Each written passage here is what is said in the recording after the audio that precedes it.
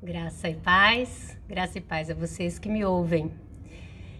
Nessa tarde, nesse vídeo, eu gostaria de conversar sobre Lamentações de Jeremias, capítulo 3.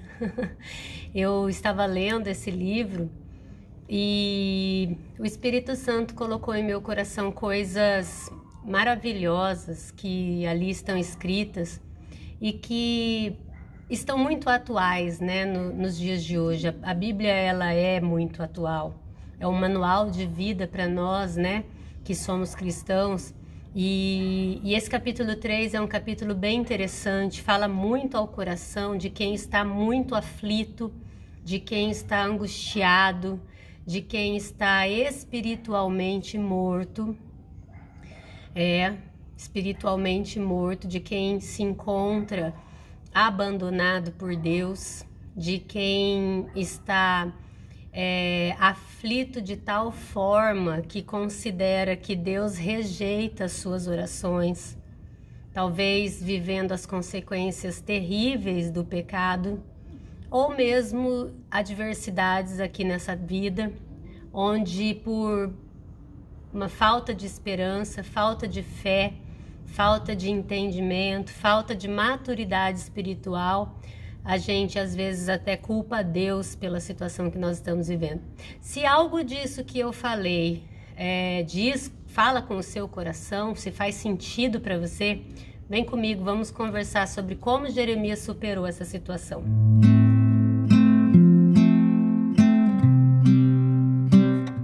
Então vamos lá.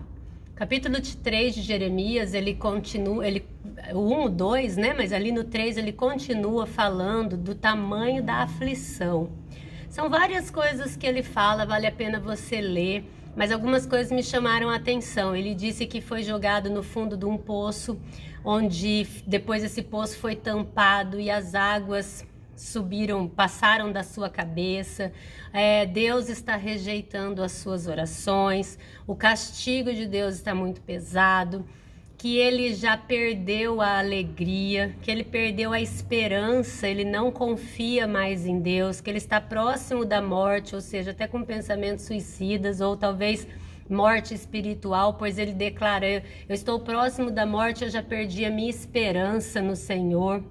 Então, uma pessoa que estava realmente muito abatida, muito depressiva, muito triste, vivendo cinza na sua vida, não existia colorido na sua vida. Ele diz assim que ele estava com a sua cara sendo esfregada no chão e os seus dentes sendo quebrados. Tamanho seu sofrimento. É muita coisa. Então, assim, uma pessoa que estava realmente vivendo o seu pior momento, totalmente desesperançado. E ele, quando ele diz que ele lembra do que ele estava sofrendo, que ele estava lembrando do que Deus estava pesando sobre ele, que ele estava lembrando que ele tinha perdido as esperanças, isso trazia para ele ainda mais desesperança e mais infelicidade. Mas aí, na metade do capítulo, ali para o versículo 20 e 21, ele fala assim: mas eu quero trazer à minha memória aquilo que me dá esperança, que é as misericórdias do Senhor se renovam todas as manhãs na minha vida. O seu amor é sem fim. As misericórdias do Senhor são a causa de não sermos consumidos. Ou seja, enquanto ele estava se lembrando de todo o seu sofrimento, potencializando aquilo, olhando para as adversidades, olhando para a sua dor, olhando para a perseguição, olhando para a destruição do seu povo, ele foi ficando amargurado, ele foi ficando revoltado com Deus, ele foi perdendo a esperança com Deus, ele foi chegando na sepultura espiritual. Mas de repente ele fala assim: eu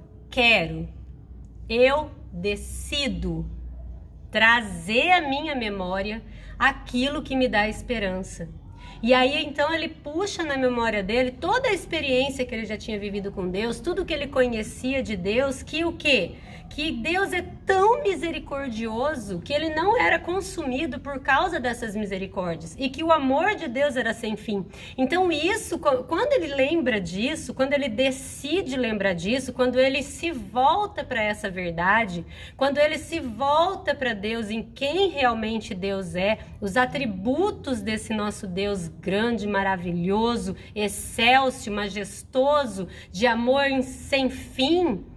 Então, o que acontece? Nasce de volta a esperança. E junto renova as suas forças, e junto a sua alegria. E aí então ele termina o capítulo fazendo orações, ele termina o capítulo falando com Deus, ou seja, ele entende que Deus não rejeita as suas orações, muito pelo contrário, Deus foi muito misericordioso de não ter consumido com ele até então, diante de toda essa insatisfação, esse lamento, esse choro, né? Ele é conhecido como o profeta chorão, né? E aí eu fico pensando assim, por que muitas vezes nós nos deixamos nos abater nos dias de hoje? Por que muitas vezes a gente morre espiritualmente? Por que muitas vezes nós não temos coragem para orar, nós não temos vontade de ir para a igreja em comunhão com o corpo de Cristo? Tudo que nós vamos fazer para Deus é pesado, parece que Deus está rejeitando, nossa oração não passa do teto da casa. Por quê? Porque nossos olhos ficam olhando as dificuldades, nossos olhos ficam olhando as adversidades. Muitas vezes a consequência do nosso pecado, que Deus permite que a gente sofra mesmo essa consequência, mas por amor, por pura misericórdia, para que a gente não seja consumido e vá para o inferno, não, para que a gente possa sentir o sofrimento, e esse sofrimento vai trazer para nós arrependimento e perdão de pecados.